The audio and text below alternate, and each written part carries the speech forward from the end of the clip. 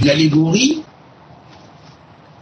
Les membres de la Grande Assemblée, qui étaient les héritiers des prophètes et les héritiers des sages et des anciens, ont transmis une division de la Torah tout entière en 54 parties. Donc la Torah est composée de 54 parties appelées parashiyot ou séparation, si on pourrait dire, c'est séparation, et donc chacune de ces parties a son sens. On va voir que dans ces 54 parties, c'est en fait 6 fois 9. Et là, on est dans immédiatement le nombre lui-même parle. Ah, les petits oiseaux là, c'est sympathique. Alors voilà, donc le nombre parle, le nombre 6 fois 9, en fait c'est 6, on a à la base de l'hexagramme, mais 9, c'est la clé de toutes les sphirotes qui sont au-dessus de Malchut. Or, le Malchut est symbolisé par David, et David, on sait que son symbole, c'est l'hexagramme. Alors David, c'est David, et puis il y a le Messie qui est de la lignée de David, qui symboliquement est lié à, disons, la sphère de Kéter, puisqu'il descend de la sphère de Kéter, et même du top de la sphère de Kéter. Et donc, de cette sphère de Kéter, il est un peu à cheval, si on pourrait dire, avec entre l'infini relatif et l'infini infini, et donc il sert de transfert entre ces deux choses-là, d'intermédiaire total entre l'Ensof et le Créateur dans les mondes. Le Créateur dans les mondes est appelé de milliers de noms, mais il y a 2 noms, disons, assez prédominants dans la Torah, et même un 3e, un 4e qui apparaissent le plus souvent, hein, et un 5e même, bon, on va voir, il y a 7 noms en fait. Mais on va aller cela, on va dire Yud-Keh-Vav-Keh, l'éternel, ou tétragrammaton en grec, le nom en 4 lettres, appelé par Rabbi Abraham Olafia le nom choisi. Voilà, donc le tétragrammaton, ou le nom en 4 lettres appelé nom choisi parmi les noms. Et donc ce nom-là, il est constitué de 4 lettres, donc Yud, He, Vav, He. L'éternel, on l'appelle l'éternel. On le désigne aussi sous une forme de 3 verbes. Haya, il a été, qui est la même racine, il y a un Yud au milieu de 2 He. Rové, il y a un Vav au milieu de 2 He, comme dans la deuxième partie de son nom. Yud, He, Vav, He. He, Vav, He. Ça veut dire Rové, présent, ici, dans le présent. Et Yihye, qui est un Yud, He, redoublé, qui veut dire et il sera. Ça, c'est son nom dans le futur. Alors, on dit que après la délivrance, hein, c'est transmis comme ça dans tous les textes de manière orale, on dit quoi? Que après la délivrance, il lèguera, enfin bon, la gestion de cet univers aux êtres, et Yud-Keh-Vav-Keh sera légué au Mashiach, qui est appelé le petit Yud-Keh-Vav-Keh. Mais lui, il va s'occuper du Yihye, c'est-à-dire que du futur. Il part dans le futur, voilà. Et le futur de tous les futurs, bien évidemment. Et il laisse la place à la création, dirigée par son Bechor, qui est le point duquel est parti le cave, c'est-à-dire le trait, qui a rejoint le centre à la circonférence, et au-delà de la circonférence, bien sûr, c'est l'infini. Et là, bon, c'est au-delà du cercle, c'est-à-dire avant le cercle premier de création, qui est l'espace de contraction dans lequel on a appelé ça un tzimtzum, je vais créer le monde. Voilà. Alors, une fois qu'on a compris cette chose-là, on va voir donc dans la Torah le plus souvent, on va voir revenir le nom de Yud-He-Vav-He, hein, l'éternel, et de Elohim, qui veut dire Dieu. Mais en fait, la bonne traduction, puisque le shoresh, c'est-à-dire la racine du mot Elohim vient de Elora, Elora ça veut dire Dieu en propre désignation, hein, c'est son nom en tant que Dieu quand on parle que de lui, et quand on parle de Elohim, c'est Dieu quand on parle de lui et de tous les attributs qui sont à lui, qui transfèrent à tout ce qui est dans la création au-dessus et chargé de mener la progression de quelque chose. Moi, il y a un monde qui est en dessous. Alors, par exemple, c'est ce que Salomon avait dit au travers des proverbes. Voici les Elohim. Et au-dessus d'eux, d'autres Elohim, et aussi au-dessus de tout, Elohé à Elohim. Donc là, on voit que effectivement, Elohé à Elohim, le Dieu des dieux, est ce qui va représenter le nom qui est appelé proprement Elohim. Alors bien sûr, dans Fabre d'Olivier, ce que j'ai aimé chez Fabre d'Olivier, il a trouvé une traduction extraordinaire quand il dit Bereshit bara Elohim, au commencement Dieu créa les cieux et la terre. Alors, et Hashamaim, il y a un petit article défini devant les cieux, un petit article de et la terre, Ve'et et la terre à Haaretz. Eh bien, il traduit ça par le et, étant donné qu'il y a les 22 lettres inclus dans le nom et, c'est-à-dire puisque la première et la 22e lettre, alors c'est une allusion bien sûr à l'alphabet de 22 lettres. Alors ça veut dire quoi? Au commencement, Dieu créa, bon ben ça on connaît, ça, tous les commentateurs, même avant Fabre d'Olivier, connaissaient cette histoire, mais Et Hashamaim, les cieux, c'est-à-dire du Aleph jusqu'au Tav, c'est-à-dire de la première à la dernière des lettres, et c'est toujours c'est de la première à la dernière des lettres que les cieux ont été façonnés par un alphabet céleste, un grand alphabet céleste, et puis ce qui est matériel, ou qui va être désigné sous le nom de terre en général et en global, hein, va être désigné Ve'et Haaretz et le Et du Haaretz, qui sont quoi le Et du Haaretz? Le Aleph jusqu'à Tav de la terre ou de la matérialisation. Voilà. Il va y avoir donc deux alphabets. Un alphabet de cieux, un alphabet de matérialisation sur le plan qu'on va appeler terre ou matériel. Voilà. Les cieux, c'est toujours ce qui est au-dessus, c'est spirituel. Et ça n'a rien à voir avec le ciel uniquement qu'on voit au-dessus de notre tête quand on lève la tête et qu'on voit les étoiles, tout ça. Bon, c'est bien. Mais tout cela, ça s'appelle, c'est de la matière quand même. C'est de la matière.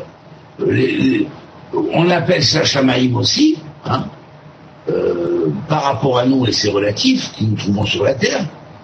Hein, donc, sujet à la loi d'attraction et tout ça, mais c'est évident qu'en même temps, on est connecté avec quelque chose de plus haut qui inclut ces cieux et cette terre-là dans quelque chose de plus haut qui va s'appeler cieux, et ça c'est l'esprit. Et évidemment que dans cet esprit-là, il y a aussi cieux et terre. Voilà. Voilà. Alors, ensuite, bon, à partir de là, on va commencer à lire le texte, vous allez voir que c'est beaucoup plus clair.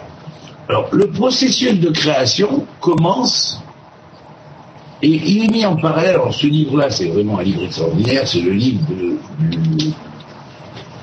du grand maître Rabbi Yaakov Abirsera, qui est le grand-père ou le grand-grand-père de Baba Saleh, bon, qui est enterré en Égypte.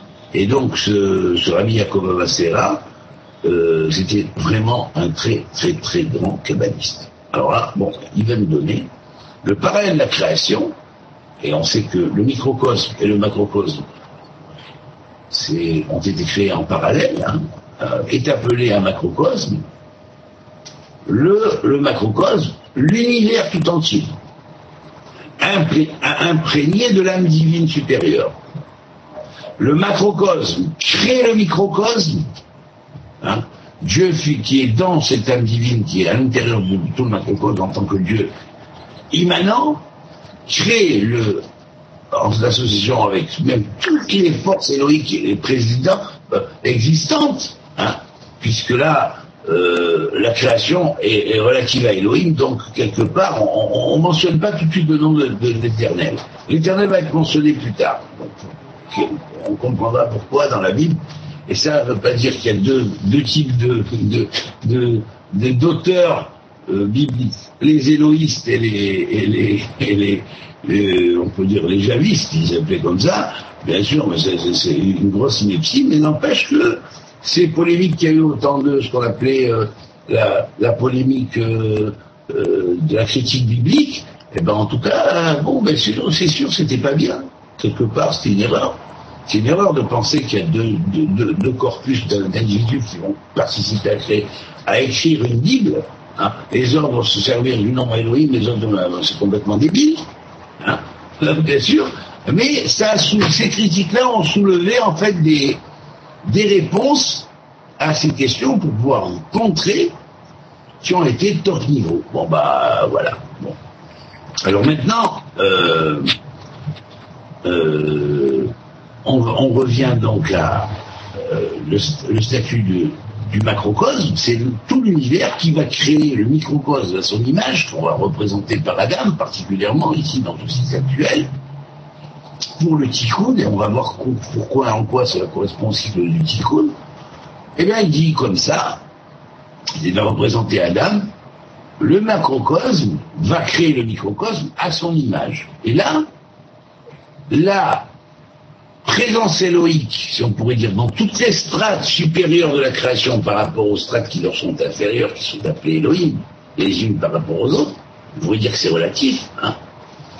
Et bien, tout cela va participer, et ils vont créer l'homme, donc avec tout dedans. C'est-à-dire, ils vont mettre la partie céleste des poussières d'étoiles, hein, émanées de la totalité du cosmos, hein, des poussières d'étoiles dans lesquelles va être contenu un plan génétique matériel, hein, et ils vont mettre en même temps tout ce qui est au-dessus, tous en collaboration, en unité totale par le Dieu qui les unifie tous.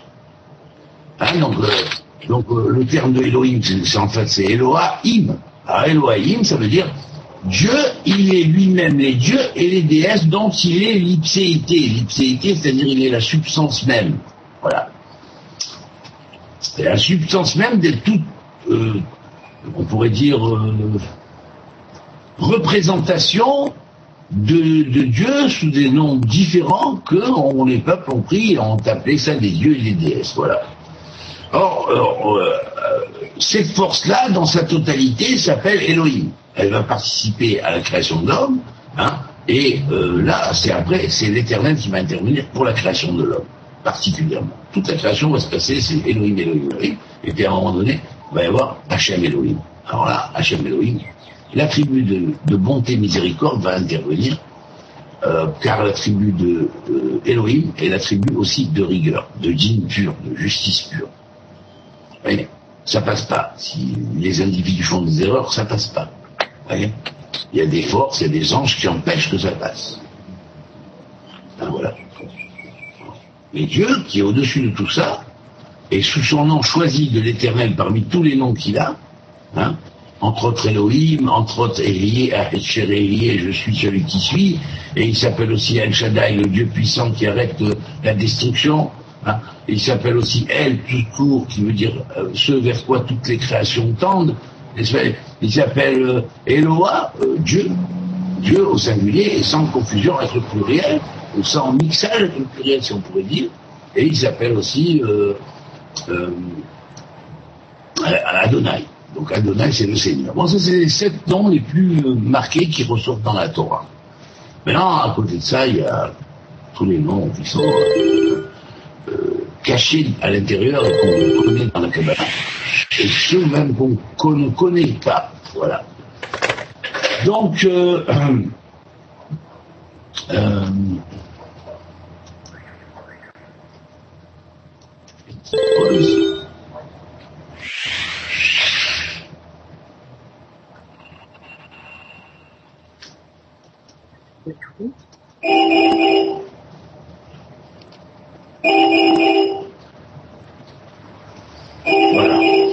Bon, alors donc... David, oui. vous êtes en train d'appeler Michael? Oui. D'accord. Alors, bon, essayez d'appeler Michael. Donc voilà. Il est branché maintenant. Bon. Alors, voilà, nous sommes donc à la compréhension de ces deux grands attributs les plus prédominants dans la Bible, Yud-Keh-Vav-Keh, l'Éternel, le Tétragrammaton, le nom Katlet, le nom Anifrar, c'est-à-dire le nom choisi, hein, parmi les noms divins. Dieu a choisi ce nom-là parce qu'il est le plus apte à résoudre le problème de l'évolution de l'homme. Et puis, ensuite, il y a donc le nom de Elohim qui lui est plus général et plus sujet à ce qu'on pourrait appeler la loi de la justice. Voilà. La justice, c'est la rigueur. C'est le karma. C'est un karma, tu ne peux pas y échapper. Voilà. Tu as fait des bêtises, tu les payes, il n'y a rien à faire. Maintenant, tu peux avoir la miséricorde, mais il faut que tu fasses ce que la miséricorde te demande, et ça, c'est la grande bonté de Dieu qui est donnée à tous les êtres de la création. Eh bien voilà, si tu répares, ben voilà, il n'y a pas de problème. À ce moment-là, tu seras gracié de la justice stricte que la notion d'Élohim implique, qui est une justice divine aussi, hein, bien sûr. C'est la justice divine, c'est Dieu aussi, mais c'est Dieu sous les différents aspects de toutes les forces divines existantes, anges, archanges et compagnie, et les rouchotes, et l'esprit. Alors maintenant,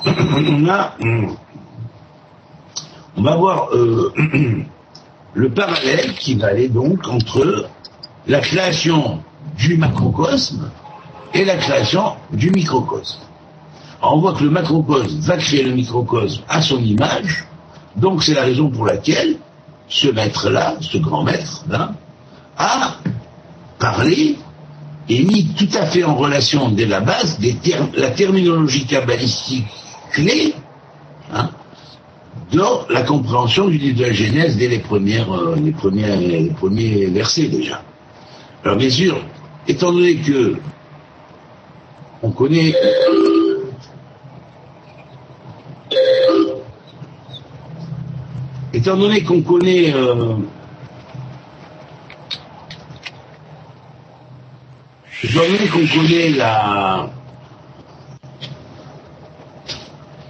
la création,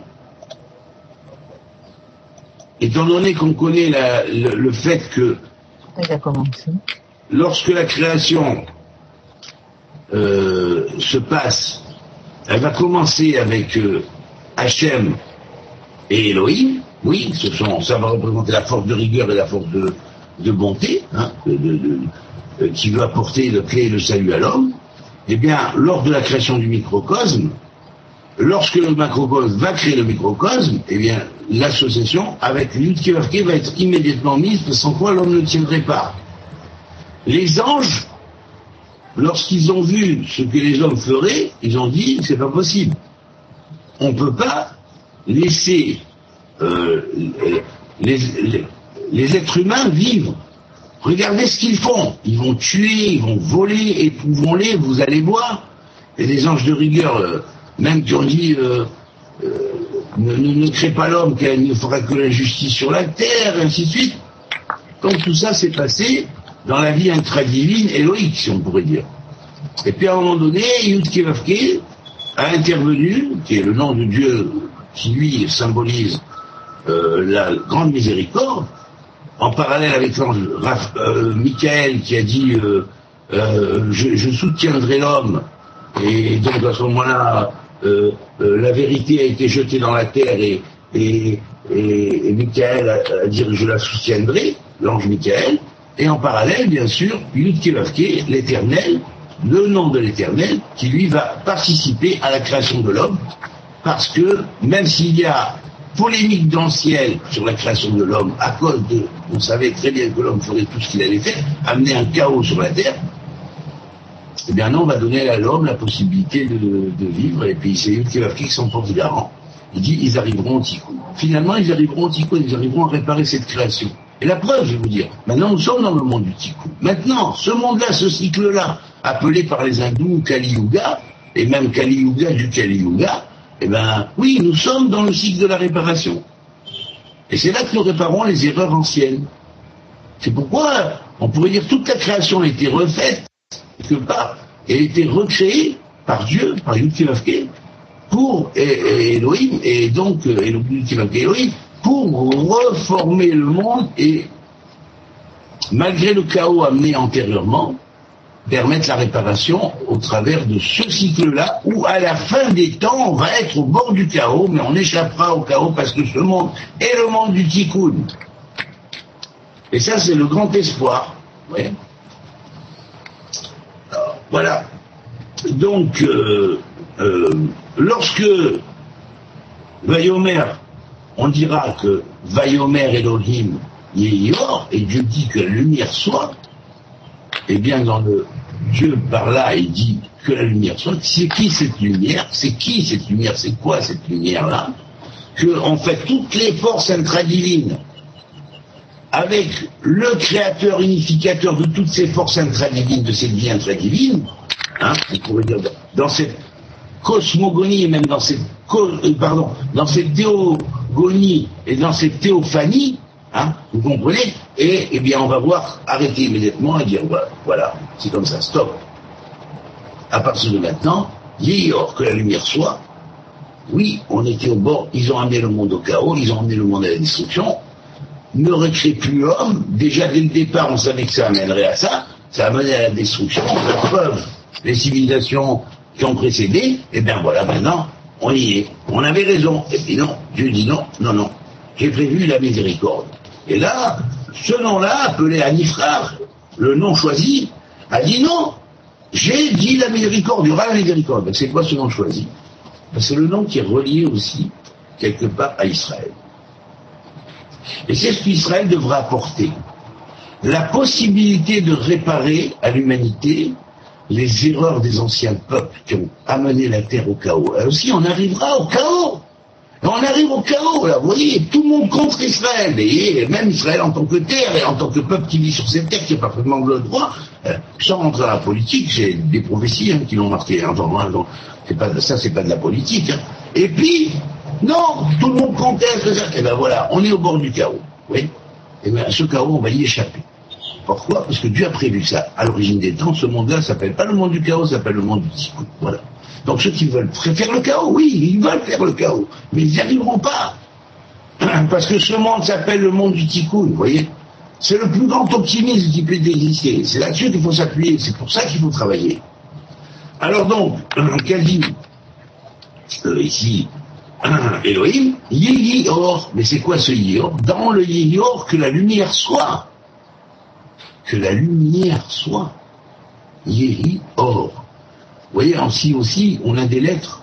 Dans Yehi, on a le Yud, qui est la première lettre du nom de Dieu, le He, qui est la deuxième lettre du nom de Dieu, et une répétition à la fin de la première lettre, qui est la lettre Yud. Alors, dans Yehi, ça veut dire en fait, Yud Kevavke, Yud Hevave, et il a été, il est, il sera, les trois temps en même temps, et tout est en même temps, mais il est éternel, dans son nom lui-même, le nom choisi pour apporter le salut à l'homme et la possibilité de correction du microcosme et même de l'unicité de tous les microcosmes entre eux pour se relier tous au grand macrocosme et même à tous les macrocosmes parallèles dans d'autres univers, hein, bien sûr, qui sont des Big Bang différents.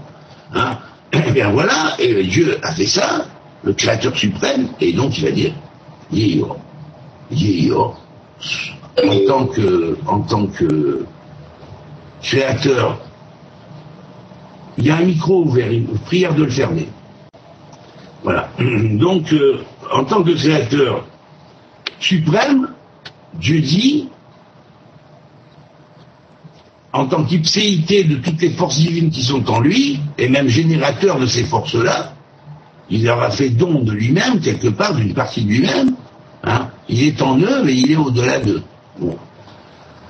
Eh bien, il y va, Yehior, c'est quoi ce Yehior? Que la lumière soit. Eh bien, cette lumière, elle va sortir par le nom de Yud Kevavke. Yud Kevavke, ça fait 26, Yud et Vavke. Dans Yehi, hein, on a des lettres de Yud Kevavke, on a les deuxième lettre, avec la première lettre répétée deux fois au début et à la fin, et au milieu. Et on sait que son nom, c'est l'origine. Il a été, il est, il sera, car il est l'éternel, en fait. Voilà, c'est ce que ça veut dire. Mais en même temps, le mot Yehi, qui veut dire que cela soit, dérive de ces lettres. Il n'y a que ces lettres dans le mot Yehi. Comme dans Aya, comme dans Reuvé, et comme dans Yehi. Yehi, ça veut dire, quand il dit Yehior, c'est la première parole créatrice prononcée, on appelle ça le logos suprême, hein, le prima logos. Eh bien voilà, c'est quoi? Yehior. Eh bien, il y a du Yud Kevavke dedans. Mais c'est Elohim qui prononce apparemment, puisqu'on dit que le souffle de Dieu passe au-dessus des eaux, et Dieu a dit, parmi tous ces noms, il y en a un qui va sortir là-bas, et qui va être le nom de Yud Kevavkim. Et là, il se porte garant pour le tikkun de la création, il s'est porté garant pour la réparation de la création et la possibilité d'amener vers un futur. Et alors là, dans ce Yigor, la valeur numérique de Yehi est 25 et la valeur numérique de Or est 207. Ce qui fait en tout 232. Et dans 232, nous avons une allusion extraordinaire. Parce que 232 est une association de 4 nombres, pardon, qui vont être les nombres 72, 63, 45 et 52, qui sont tous des milouïm, c'est-à-dire des remplissages du nom de Yud-Ke Vav-Ke, l'éternel, rempli en Yudin, en Eim, soit en Yud, rempli soit en E, ou en Aleph. Voilà. Et donc, par ces différents remplissages, on va obtenir l'écriture du nom de Dieu qui passe de 26 en Yud à 72.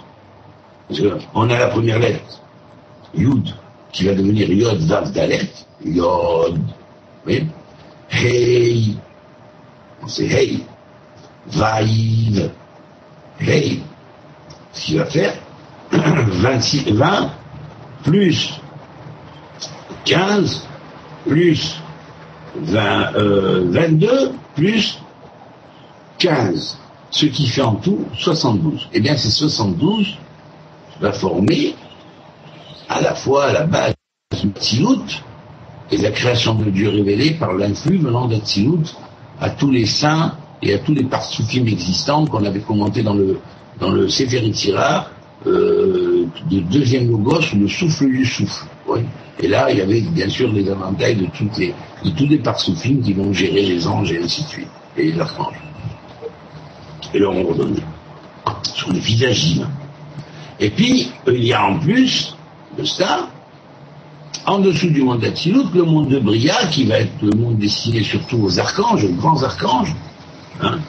Il va s'appeler le Sag, 63, sa mère c'est 60, et le Gimel c'est 3. Alors ça fait 63, comme le premier s'appelait le Ab Aïn, c'est 70, et Bet, c'est 2.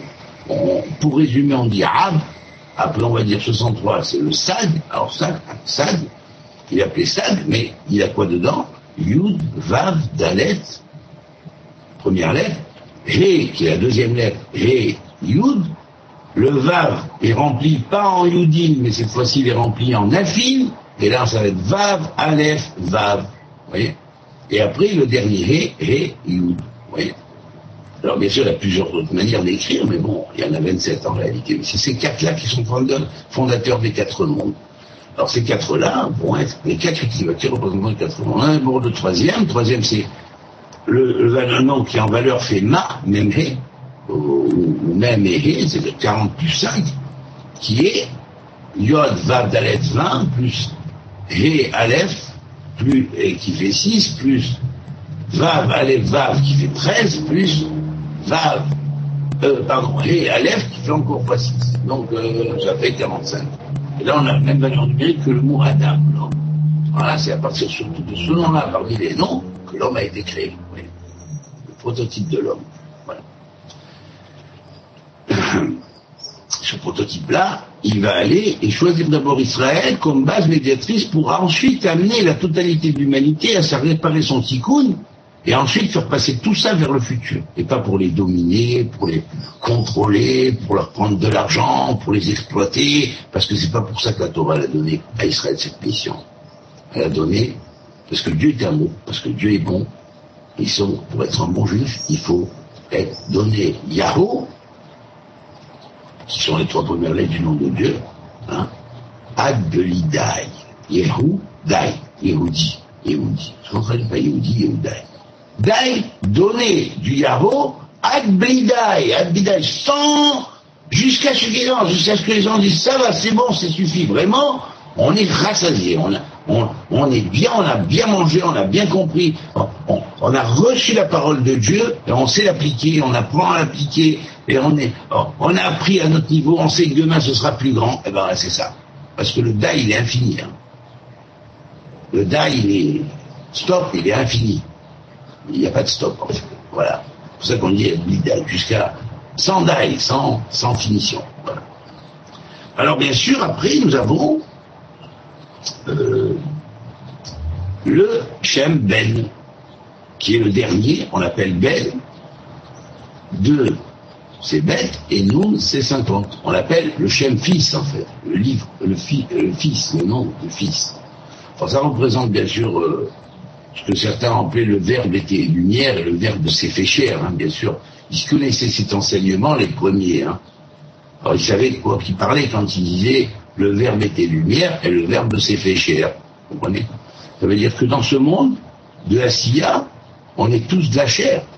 Il y a 52 semaines dans l'année asiatique, il y a 52 semaines dans l'année, oui, que il me semble, 364 jours, comme dans le calendrier essénien, puis après il y avait une semaine supplémentaire qui était rajoutée tous les 7 ans, je crois, pour rattraper les 7 années, le 365e jour, de façon que tout rime avec la semaine sacrée originelle de la création, et puis tous les 28 ans, pour rattraper le quart de jour, on rajoutait encore une semaine supplémentaire, ce qui faisait 2 semaines la 28e année, une première pour attraper les 7 ans qui ont précédé, et puis une autre pour attraper le quart de jour. 28 fois 4 faisait donc 7 jours. Pendant 7 jours, on rattrapait comme ça. Et voilà. Et il y avait à chaque jour, bien sûr, la prière correspondante, puisque la prière est le fondement pour le développement de l'homme, parce que sans prière, l'homme est mort, hein, c'est tout. Quand on écrit en Miloul, comme on a écrit Outkevavke, dans ces différents Milouim, qui veut dire remplissage de lettres, eh bien, il faut savoir une chose, hein,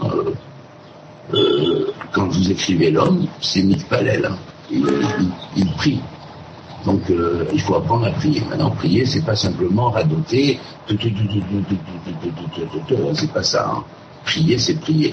C'est sincère, c'est droit, c'est avec le cœur. Voilà. C'est ça, pour ça qu'on dit d'ailleurs la prière rapprochera la délivrance. Mais ça, tant qu'on priera comme ça, comme des robots, comme des moulins à prière, des robots, il faut pas y compter. Hein. Bon, ça rapproche quand même, mais bon, ça rapproche très lentement. Par contre, si on prie bien, eh bien, ça rapprochera beaucoup plus vite. Voilà. Alors, bien sûr, le processus de l'évolution du microcosme va être exactement le même processus que l'évolution de la création du macrocosme. Ça veut dire qu'en l'homme, il va y avoir, puisqu'il a été fait à l'image de Dieu, tout a participé. C'est-à-dire les puissances forces les plus inférieures dans ces forces éloignées, qui contrôlent les élémentaires, les éléments, vous voyez, les 4 éléments, les règnes, minéral, végétal, animal, ainsi de suite, les humains, et puis même le règne prophétique, tout cela ont participé. Vous voyez, toutes ces entités ont participé à la création du microcosme, microcosme. Donc chacun y a mis sa graine pour l'évolution du microcosme. Ils se sont tous associés en plein. Créons l'homme à notre image et à notre ressemblance. Ça ne veut pas dire qu'il y avait des dieux qui ont créé. C'est le même Dieu. Mais il n'y a qu'un seul Dieu. Le Dieu des dieux. Mais dans son ipséité, il contient toutes les facettes de toutes les forces de la création dans le bien. Dans le bien. Maintenant, ce qui est appelé le mal, on appelle ça, ce qui est rejeté par le Seigneur, le Créateur, l'Éternel. Ben, ça aussi, ça a un petit peu mis sa graine, et ça c'est ce qu'on va appeler la deuxième fin de la création, quand l'homme va manger de l'arbre de la connaissance du bien et du mal. À ce moment-là, il va se faire atteindre par les forces humaines qui vont le bouffer et qui vont lui faire inversion de toute la vision de la création en réalité, comme elle était à l'origine. Donc l'illusion va commencer à entrer en jeu. Alors voilà, il était bien prévenu à l'origine, mais l'homme, bon, bah, il a fait une erreur. Bon, voilà. C'est pas grave, toute erreur est pour être réparée. Hein. Et voilà. Alors, bien, vu que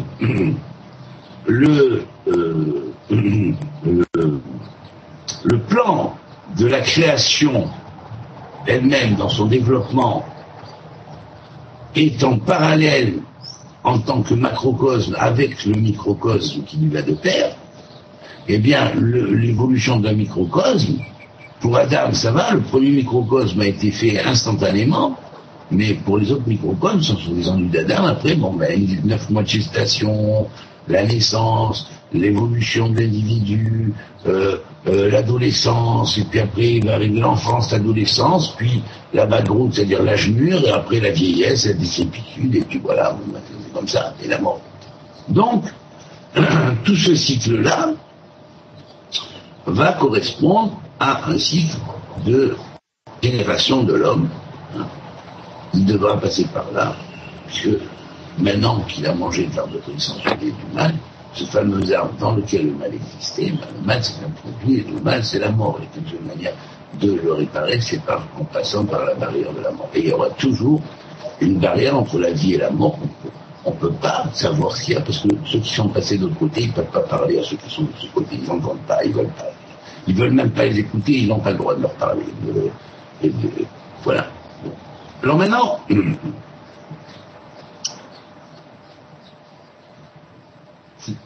Yior, c'est quoi ce Yior, hein? On a vu donc c'est le Ralab, bien sûr, Ralab ça veut dire, c'est une abréviation, Resh ça fait 200, Lamed ça fait 30, et Lel, et Bet ça fait 2, hein. Donc c'est le Ralab, hein. On appelle ça Ralab. Mais en fait, ce Ralab, c'est pour le désigner en tant que 232 en tant que chiffre, mais il est composé de Rab, 72, avec le nom, comme il s'écrit, de Nukivavke en remplissage 72, puis en remplissage 63, puis en remplissage 45 et en remplissage 52. Et tout cela va s'associer ensemble pour former le 232, qui est en fait 231 plus 1. On sait que quand on met toutes les lettres ensemble, on a Rala. Rala, c'est-à-dire sans jumelage de deux lettres comme ça ou comme ça, on fait juste des associations 2 par 2, on obtient 231. Alors, évidemment, derrière ce Rala, il y a 231 combinations de toutes les lettres entre elles, et puis il y a une association qui est spéciale. C'est la 232, voilà. Ça, c'est certainement avec la lettre cachée qui se dévoilera. Et ça veut dire que ça rendra la Rala effective. C'est-à-dire la diffusion des flux allant de Atsilut avec Ab, le Shem Ab, le nom de 72, vers le nom de Bria, qui va être le nom dans la valeur numérique et 63, la mère divine, alors que 72 c'est le grand-père, le père divin, et puis ensuite ça descend plus bas, hein, et on va arriver au monde de l'enfant, Zeranpin, hein, qui lui va être avec 6 coins, hein, 6 rotes, et puis il va avoir une extension sur 6 directions. On appelle ça Vav. Vav qui voulait 6 Ksavot. Vav Ksavot, 6 extrémités, le devant, le derrière, la droite, la gauche, le haut et le bas. Bon. C'est d'entrer dans le monde matériel tridimensionnel d'abord, hein, et ensuite l'espace-temps. Voilà. Bon, bien sûr, quand on dit tridimensionnel, on sait très bien qu'il y a d'autres dimensions, hein, tant dans le haut, que dans le bas, que dans l'ouest, que dans l'est, que dans le sud, et que dans le nord. Toujours utile, ça commence au départ avec 6 directions pour un Za sans tête. C'est-à-dire un Za qui n'a pas de tête. C'est un pile, petit visage qui n'a pas encore de tête. Il n'a pas encore de tête, ça veut dire qu'il n'a pas encore reçu en tant qu'homme, vous voyez, il est le nom qui va créer l'homme, eh bien, tout homme est un Zeranpin en formation, un petit visage en formation, petit visage divin en formation, mais le petit visage divin en formation, dans un premier temps, il n'a pas de tête. Alors ça veut dire quoi? Il ne peut pas marcher sans tête. Il ne peut pas marcher sans tête. Quand on dit qu'il n'a pas de tête, selon la Kabbalah, c'est qu'il a la tête extérieure, mais il n'a pas la tête intérieure.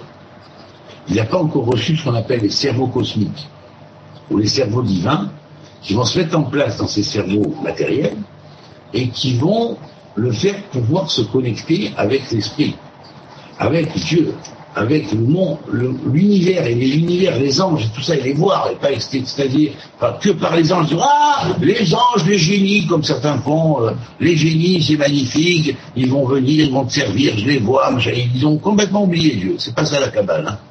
La Kabbale, c'est avant tout le Créateur. Après, on regarde les anges et tout ça, mais ça va. Ça va. Avant tout, c'est le Créateur. C'est lui qui nous a transmis à l'origine la véritable l'image et la ressemblance. Donc c'est au Créateur qu'on doit tout d'abord. Et après, on sait que dans sa création, il a mis des archanges, des anges, tout ça. Mais il ne faut pas s'extasier dedans, il ne faut pas les prier, il ne faut pas les se prosterner devant eux. Sans quoi, on fait tout type d'idolâtrie, il ne faut pas leur faire d'effigie, parce que sans quoi on fait toutes sortes d'idolâtries qui ne sont pas permises, la Torah interdit, pour la simple et bonne raison que ça éloigne de Dieu. Et en même temps, ça crée même chez l'ange des sortes de honte vis-à-vis du Créateur, parce qu'on l'a pris pour un Dieu. Alors on a fait un faux Dieu, on dit voilà, on va l'appeler Jupiter, on va l'appeler Vénus, on va l'appeler machin. C'était des anges à l'origine. Alors on les a appelés comme ça, et on a fait des cultes, ils ont fait des idoles, ils ont fait des cultes, ils sont prosternés devant, et les adeptes de celui-là, les adeptes de l'autre, ils se faisaient la guerre entre eux. Tout ça, ça n'existe pas. Eh bien, ça a fait avoir à ces forces-là, à ces anges-là, ces puissances divines-là, qui ont hérité d'une partie de la force de Dieu pour gérer son monde, ils ont honte de se présenter dans leur Créateur, quand on vient leur apporter tout ça. Vous comprenez ça? Ils ont honte. Alors, dans leur honte, ils subissent eux-mêmes des djinns qui s'imposent,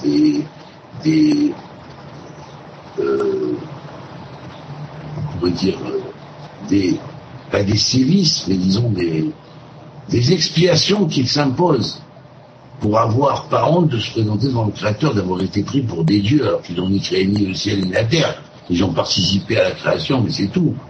Mais c'est pas des dieux. Et ils le savent très bien.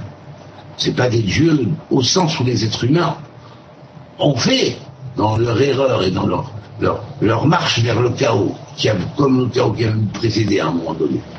C'est tout. On doit refaire ses erreurs, il faut abandonner toutes les idoles. Les idoles, c'est pas que seulement... Celui qui croit que les idoles, c'est seulement des statues en plâtre, en plomb, ou en or, ou dans un métal ou dans un bois, il se plante complètement, il n'a rien compris. Il voit avec ses yeux de chair, il comprend la Torah avec des yeux de chair et de sang, et c'est tout. Il comprend avec le Zak qui n'a pas de tête. Vous comprenez? C'est-à-dire, il n'a pas encore les mohim. Comment vous voulez qu'il comprenne la Torah? Il n'a pas les mohim. Il n'a pas reçu les mohim. Il a des yeux, il ne voit pas, il a des oreilles, il n'entend pas. Il voit ce qu'il voit, il dit ouais, c'est ça l'idolâtrie. Mais c'est pas ça l'idolâtrie, c'est ce qu'il y a derrière. C'est ce qu'il y a derrière ça qui te bloque, qui bloque et qui crée une fracture cosmique quelque part. C'est ça l'idolâtrie. Mais l'idolâtrie, ça peut être aussi l'idéolatrie, la rabbinolatrie, la curolatrie, la imamolatrie, c'est ça l'idolâtrie. Vous comprenez? Tout ça, ça va en latrine à la fin. Parce que ça trompe les gens. À partir du moment où on va vers un bonhomme et qu'on se prosterne, machin. Mais d'abord, un sage, on doit le respecter, l'honorer. Mais pas à un niveau d'en faire pratiquement une nouvelle idole. Même s'il ne dit pas je suis une idole, mais quelque part peut-être qu'il le pense. Donc il faut faire attention avec ça, il ne faut pas jouer avec ça. Vous comprenez? Il faut ployer le genou devant le Créateur avant tout. Puisque même le Fils premier, lui-même, il sera venu, il viendra ployer lui-même le genou pour dire, oui, je ploie le genou devant l'Éternel qui a fait le ciel et la terre, qui est mon Père, et puis là, je suis le Fils et le premier des fils aînés, je donne l'exemple à tout le monde. Vous comprenez? Et à ce moment-là, il ploie le genou et il dit, voilà, faites ployer tous le genou, sinon vous ne serez jamais des enfants de la lumière. Jamais. Le roi ne vous sacrera pas, enfants de la lumière. J'en ai parlé dans les autres shiurim, vous avez qu'à vous y référer, par exemple, au cours sur le Bahir. Alors voilà, bon, je crie un petit peu comme ça, mais je ne m'énerve pas. En réalité, c'est une pseudo-colère sainte. C'est pour réveiller. Voilà. Alors, étant donné que le macrocosme et le microcosme vont en parallèle, alors là, on va voir comment le maître décrit la chose. Alors, il va dire comme ça. Dans l'ordre du Tikkun, de Za, tu Zéranpin, parce que tout le tikkun est fait pour le Zéranpin, l'homme. Hein. C'est l'homme qui avait, dans les générations antérieures, fait des erreurs, il a cassé la création, ou quelque part, on a tout refait, Dieu a tout refait, hein, et puis il a refait en 6 jours, et le 7e jour, il ne s'est pas reposé, comme certains disent, parce que Dieu ne se repose pas, il n'est pas fatigué, c'est pas un roi de chair et de sang, comme certains croient, quand ils font croire que le prophète est inférieur au Talmid Chacham qui étudie le Talmud, qui est un Gaon, hein, il est, soi-disant pour le prophète, est inférieur, alors inférieur à quoi? Pourquoi il dit ça? Parce que c'est un serviteur de Dieu, et puis il va vous trouver comme exemple. Oui, un serviteur, il voit le roi rentrer en pyjama, il voit le roi rentrer sortir des toilettes. Non mais attends, c'est de Dieu qu'on parle, espèce de mécréant. Tu sais de qui tu parles? De l'Éternel qui a fait le ciel et la terre. Et c'est ça, et tu donnes tes eaux mauvaises à ceux qui t'écoutent.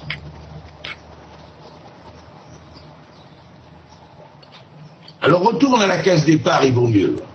Va apprendre, mets-toi les mochines de Gadlout, d'abord de Katnout, Yénika et Gadlout, et après, quand tu auras les mochines, tu pourras reparler de la Torah et la comprendre bien comme il faut. Pas avec tes yeux de chair et tes oreilles de chair chantant dans ce que tu dis des prophètes. Alors voilà. Une fois cette chose remise au point, eh bien on va dire donc que l'ordre du Tikkun va commencer dans les 7 jours, les 6 jours de création plus le Shabbat, qui ne veut pas dire Dieu s'est reposé, car c'est pas un roi de chair et de sang, il sort pas des toilettes, hein, il n'a pas de pyjama, hein, bien sûr, hein, mais Dieu,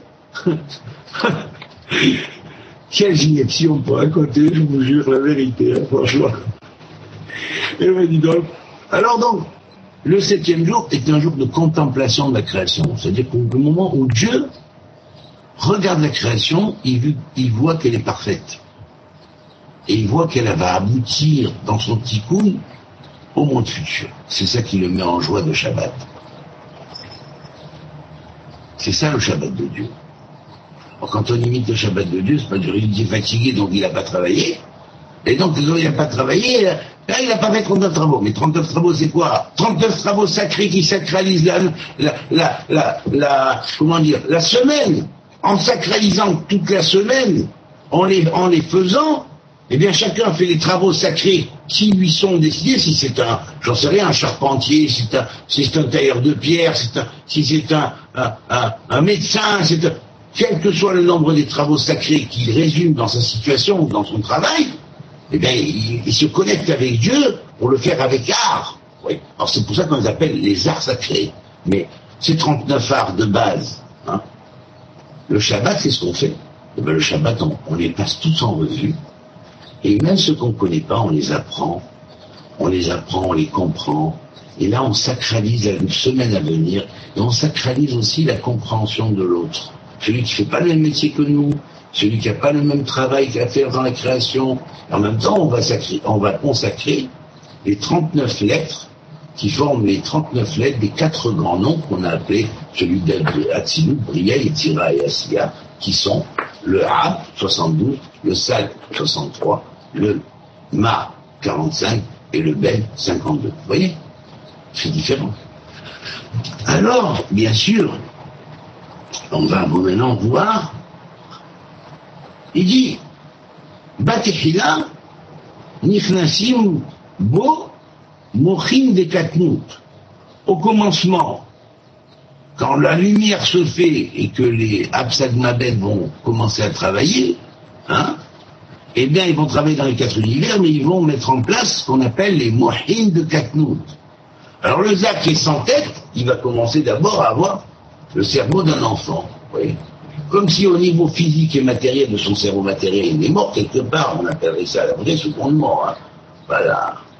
On retourne dans les machins initiatiques qui font beaucoup de théories et il n'y a rien de pratique. Hein, en réalité, ils ont vécu réellement dans ce sens-là. Alors là, le réel, ce passage-là, c'est la recréation en l'individu d'un nouvel individu, mais un individu spirituel qui va avoir en lui les mochines des Katnout. dans un premier temps, les mochines d'enfance. Vous voyez, comme un enfant, un embryon dans sa maternelle va commencer à voir le cerveau qui commence à fonctionner, mais il ne sait pas distinguer encore la distance. Il essaie d'attraper et il croit que tout est le même monde, donc lui il se confond avec sa mère, il se confond avec son père, il se confond avec le monde environnant, et puis après il va avoir la notion des objets, après tiens, il essaie d'attraper le paquet de cigarettes, il voit qu'il n'y arrive pas, parce que il n'a pas encore la notion de distance, vous voyez, et bon, mais il commence à avoir de la tête ce Zar. Vous voyez, on compare d'abord au matériel, bien sûr, pour mieux comprendre, et puis après, au fur et à mesure, au niveau spirituel, hein, il va commencer à comprendre. Dans le premier temps, il n'arrive pas à toucher. Vous voyez, il touche mais il touche pas. Comme l'enfant, il touche mais il touche pas. Vous voyez, mais après, il va toucher. Il va toucher, il sait qu'il touche là. Il sait qu'il est à 70 cm et il peut atteindre. Ou 50 cm, il atteint. Vous voyez, l'objectif. Par contre, si c'est trop loin, il sait qu'il ne va pas s'amuser et dire, tiens, je vais essayer de toucher. Il ne peut pas. Voilà. Alors, la notion de perspective, la notion d'espace. Hein. Donc, le Zak commence à avoir une tête. Il a une première tête qui s'appelle Mohin de Gadnout, les cerveaux de la Katnout, de l'enfance. Et puis après, il va y avoir, ça correspond au Ibour, c'est-à-dire de la fécondation à la naissance et peut-être quelques mois après la naissance, avant que même il ait vraiment la notion de la distance. Voilà. Et après, il commence à distinguer son père, sa mère, tout ça. Bon, ben, il voit que c'est des êtres différents. C'est pareil. Au niveau spirituel, on va appeler ça Nifnasi Macharka, Mochin de Yenika. Les cerveaux de quand il boit le lait de sa mère. Vous voyez, en fait, sa mère, ou le lait, quoi. Alors, au fur et à mesure qu'il se nourrit, eh bien, ses cerveaux, le cerveau de l'enfant commence à se cristalliser, il commence à mieux comprendre certaines choses, vous voyez, et puis il va avoir aussi un lien affectif avec sa mère si elle l'avait, et donc de la même manière c'est pareil, s'il est alimenté avec la mère d'en haut, le cerveau va pouvoir se développer encore mieux, il commence à comprendre les choses spirituelles, avancer et distinguer. Quand les prophètes disent voyez ça ou entendez la parole de machin, ils vont pas l'interpréter comme les Falabraques l'interprètent. Vous comprenez? Les oiseaux, comme il dit mon copain, comment il s'appelle, Jacques Grimaud, voilà. Les oiseaux. Il a tellement de zozos qu'il faut remettre en place, voilà. Alors voilà, donc ces oiseaux, ils racontent, ils font passer pour des mecs, machin, dans l'un ou dans l'autre, bon, c'est devenu des sectes, bien souvent, d'un côté ou de l'autre, et puis voilà, ils mènent les peuples, et les peuples vers des eaux fangeuses, terribles, éloignées des sources réelles, divines qui sont venues lutter, voilà. Et alors bon, on va appeler ça, maintenant, quand il va rentrer cette chose-là, les Nifnasimbo, Mohin Devak, ils vont rentrer ensuite les deuxièmes cerveaux, qui ne passeront pas les cerveaux de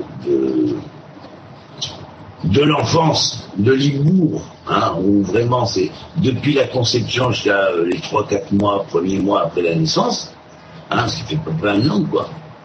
Mais Yenika, il tête le lait de sa mère, et par cela il se renforce aussi quelque part, et ses cerveaux intérieurs se renforcent, hein, et puis là, il commence à avoir la notion de distance même au niveau spirituel, vous comprenez?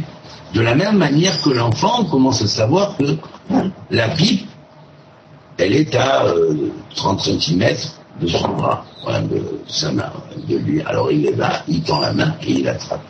Quand il faisait ça, il savait pas. Bon. Alors, cette notion-là, elle existe sur un plan d'évolution spirituelle, et il n'y est pas encore. Vous voyez, on pourrait parler d'un premier apprentissage, ou la renaissance, qui implique aussi quelque part la mort du monde physique, quelque part, hein, ou de la notion qu'on voyait tout qu'en monde physique, on meurt quelque part pour renaître. Mais on renaît immédiatement, hein, instantanément, et là on commence à s'éveiller spirituellement. Mais là on n'est qu'un enfant devant ce monde-là, alors ça on peut pas, on l'appelait Mochin des Katnout, c'est le Ibour. Ibour, on a vu ce que c'est. Et puis après, Mochin des Vak, qui sont appelés Mochin des Yenika. Ils se forment au travers de l'enfant tête, le lait de sa mère, ils vont se développer, hein, et puis on va les appeler Mochin Devat. Pourquoi ils sont appelés Mochin Devat? Les cerveaux du Vav Ksavot, des six points, c'est l'autre nom qu'on donne aux Zerampim. Il était sans tête, maintenant il va commencer à avoir une tête. Alors il va avoir une tête, et la tête elle commence à se former, il va avoir la notion de la distance quelque part au niveau spirituel. Il va savoir ce qui est à sa portée, ce qui n'est pas à sa portée, ce qui est encore trop loin de lui. Il va savoir comment quelque chose qui est à sa portée, il peut y accéder, et apprendre à y accéder. Et puis quelque chose qui n'est pas à sa portée, il ne peut pas y accéder. Vous comprenez? Et puis après, il va avoir la troisième phase dans la formation. Quand il rentre, non pas dans ces 6 sphères, on appellera les sphères de Vav Ksavot des 6 extrémités. Elles sont appelées aussi sphères des 6 extrémités, des 6 dimensions de l'espace, mais elles sont les sphères de ce qu'on appellerait Chesed, Gvura. Chesed qui veut dire la bonté, Gvura qui veut dire la rigueur, ou le din, la justice, Tiferet, l'harmonie, l'équilibre, l'amour de la vérité. Il va développer ses midotes en fonction aussi en parallèle, c'est-à-dire ses qualités en parallèle. Et puis après, Netzach Od, développer la victoire sur lui-même, de se vaincre lui-même et pas de vaincre en coupant les têtes à tout le monde, parce que c'est pas ça. Être un fort, comme dit le Pirkei Avot, qui est le fort? C'est pas celui qui prend les billes châteaux forts parce qu'il les doit à la faiblesse de son adversaire et à ça, le fait qu'il domine sur lui. C'est celui qui se vainque lui-même. Parce qu'il vainque quelque chose qui est plus fort que lui, c'est son penchant du mal. Et Dieu a fait le penchant du mal plus fort, mais il a donné au penchant du bien de le vaincre. Même qu'il est moins fort, qu'il le vainque. Et là, bien sûr, Netzach, Od, qui est la dimension d'apprendre comment tout faire les tikkun, et Yesod, fondement, comment être juste. Voilà. Alors bien sûr, ces six sphères-là sont appelées Vak. Vak, 6 extrémités aussi. Et alors donc, les deuxièmes mochim, les deuxièmes cerveaux sont appelés les cerveaux de Vak. Les 6 extrémités. Qui vont renforcer le cérérumpine, le petit visage, qui était sans tête, il commence à avoir une tête parce qu'il a reçu le cerveau de Hibour, de Katnout, d'enfance, et puis après il est passé au cerveau de Yenika, et comme l'enfant qui tête sa mère et le cerveau se consolide, il commence à avoir une notion de distance, et bien pareillement il va commencer à avoir une notion de distance spirituelle, et puis après, bien sûr, il va avoir Mochin des Gatnout, les cerveaux de grandeur, d'extension, les cerveaux d'extension, il va les recevoir d'image richonne, c'est-à-dire les 3 sphérot supérieures qu'on appelle Keter, Chochma et Bina. Voilà. Alors bien sûr, Nikraim, Mochin et Galdout. C'est Keter, Chochma et Bina qui sont appelés Mochin et Galdout. C'est Keter, Chochma et Bina, la couronne supérieure, la Chochma, la sagesse suprême, divine, qui quand elle vient atteindre le Moach, elle rentre dans le Moach de l'individu, elle se révèle. Et puis la Bina supérieure divine, qui est la mère divine du monde et de l'individu et des âmes en évolution, eh bien, cela va provoquer l'évolution des cerveaux spirituels de la personne, et à ce moment-là, voilà. Alors voilà, je suis pour vous comme un père et une mère quelque part, parce que je suis en train, en vous faisant ces cours-là, d'accoucher vos cerveaux. Vous voyez, comme dirait Socrate, c'était le maître de la maïeutique, c'est l'accouchement des âmes. Ben oui, c'est pareil, il faut coucher les cerveaux aussi. Voilà, il faut coucher les cerveaux. Je joue un petit peu ce rôle. Alors voilà, à partir du moment où on a compris ce processus, ben on commence à comprendre la base de la Kabbale. Il faut bien l'intégrer, bien la comprendre. Alors les Nikraïm, ils sont appelés Mochin et Gatnout. Et Mochin et Gatnout, et des Yenika. Voilà, c'est les 3 phases. Alors, M. Shemot, Elohim. Alors, des Yenika, ceux qui sont appelés les Mochin de Yenika et de Gatnout, ils sont sous la descendance de Elohim, du nom de Elohim. Mais après, il y a d'autres Mochin qui, eux, vont être les Mochin de Gatnout, cette tête supérieure, avec le cerveau de Keter, de Chochma et Bina Da'at, l'extériorisation de Keter, Eh bien, on va dire quoi? Ça va lui donner les 3 cerveaux supérieurs spirituels. Voilà. Et à ce moment, il aura des yeux, il y verra ce que les prophètes ont vu. Vous voyez, quand il lira la Bible, il comprendra ce que les prophètes ont vu. Il verra, parce qu'il verra. Et puis, il entendra, parce que quand il dira, le prophète a dit quelque chose, machin, il entendra, il comprendra pas avec son oreille extérieure. Hein, parce que là, s'il comprend son oreille extérieure, il n'a rien compris, il va faire des guerres de religion, hein, il va faire du sectarisme, il n'a rien compris, il n'a pas compris le code utilisé pour l'homme, pour transmettre à l'homme avec ses qualités et ses défauts, le remède pour sortir de l'arbre de la connaissance du bien et du mal avec lequel il s'est empégué avec ce qui n'est pas un fruit, mais cette expérience-là qu'il a eue à l'origine, qui a entraîné sa chute ou la rechute dans le monde du tikkun, de l'homme fait pour le monde du tikkun. On sait qu'à la fin, il arrivera à la réparation. Ça, c'est l'objectif final qui est significatif. Alors là, je vais terminer en disant que bon, ces 3 domaines vont être reliés à 3 stades dans la neshama, dans l'âme humaine, dans l'âme. Le stade qu'on va appeler nefesh, le stade qu'on va appeler chokhma, et le stade qu'on va appeler bina. Nefesh, excusez-moi, nefesh, ruach et neshama. Vous voyez? Alors bien sûr, il y en a qui disent, encore c'est parce que ce sont des élitistes, des impérialistes déguisés en rabbins et en je ne sais quoi. Alors ils disent, bon, ça c'est pas fait pour les goïs, vous savez, les goïs, bon, ils doivent pas apprendre ces choses-là, hein, mais non, le goï c'est toi. Le goï c'est toi. C'est pas Tsoral qui marque goï, il a raison, mais il a en lui un bel Israël. Le goï c'est toi qui dis ça. Et pourtant t'as une grande barbe de rabbin et machin, mais t'es rien. T'es un goï. Et tu crées l'antisémitisme en plus. Et tu mets tout le monde contre les juifs par les propos mensongers que tu as déformés de la Torah. Et voilà, c'est grave. C'est grave. Alors, bien sûr, la Torah n'est pas élitiste dans ce sens-là. Pas du tout. Alors, quand on va parler de Nefesh, c'est le premier stade de l'Ouah, c'est le deuxième stade de l'âme. C'est le Nefesh va écrire le commencement de la réalisation de l'âme à l'intérieur du corps, comment elle arrive à s'y retrouver. Et puis après, l'Ouah, c'est, on pourrait dire, l'âme instinctive, quelque part, qui a une partie divine, une partie un peu animale, quelque part, et il faut savoir faire le tri, hein, et puis séparer le subtil de l'épée, comme disaient les alchimistes, n'est-ce pas?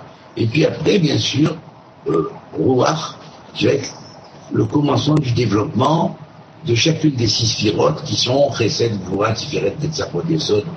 Et là, il va falloir développer tout ça, la bonté, la justice, la droiture, la rectitude, vous voyez, le fait d'essayer de convaincre, mais par l'action, hein, et en même temps acquérir son éternité par notre action, et en même temps de convaincre, de se vaincre soi-même, pardon, et en se vainquant soi-même, on acquiert notre éternité, et ensuite de savoir convaincre pour amener l'autre tikkun, et ensuite le yesod qui va être le fondement même sur lequel repose toute la connaissance du monde, vous voyez, de Dieu qui a fait sa création. Alors bien sûr, alors tout ça quand on le développe, la justice, l'intégrité, la tzedaka, la charité, tout ça c'est lié à yesod, vous comprenez. Alors bien sûr, c'est en développant tout cela que le deuxième niveau va se développer aussi. Oui, on pourrait dire en tête, le lait de notre mère. Oui. Et puis après, on accède à la sagesse divine avec toutes ces sciences, ces 70 aspects, plus 3 autres aspects supérieurs qui sont comme le triangle sacré autour duquel tous les 70 facettes de la Torah vont tourner, et ainsi de suite. Et après, on va avoir aussi dans Bina la connaissance de toute la génétique, les hexagrammes, qui sont tous sortis de la mer. C'est pour ça qu'entre 63 et 64, il y a qu'un. Il y a la mer, bien sûr. Sina et Sini, hein, il y a une relation. Hein. Quand nos frères sont partis en Chine, Hein. Ils ont importé aussi ce savoir hébreu qui va éclore, en particulier à l'époque du 5e siècle avant, et puis de toute façon c'était même déjà au temps d'Abraham, 1000 ans bien avant, puisque parmi les enfants qu'il avait eu avec Ketura, la deuxième femme, après la mort de Sarah, bien sûr, eux ont importé aussi en Inde, au Tibet, des idées sortant de la Torah, du Tikkun. Alors ils sont centaines, c'est rien que dans toutes ces traditions, bien sûr.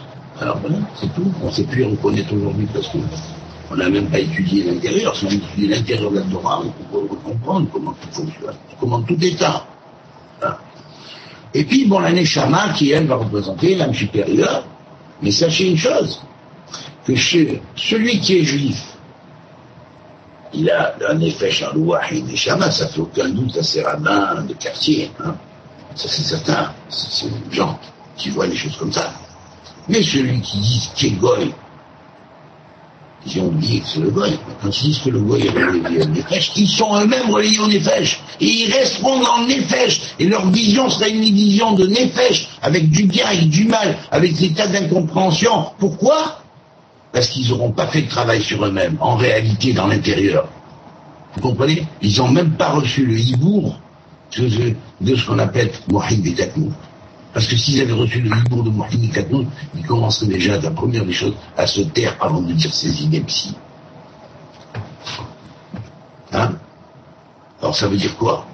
Un gars, il reste au niveau du Nefesh toujours, même au niveau des pouvoirs de l'esprit. Il évolue pas, il reste comme un enfant, ouais. L'enfant, jusqu'à l'âge de 3 mois. Non mais attends, mais tu es timbré de la tête ou est-ce que ça va normalement là ? Hein ? Alors corrige-toi, ça vaut mieux, hein. Parce que ça c'est vraiment, voilà, tu as dépassé toutes les bornes. Voilà.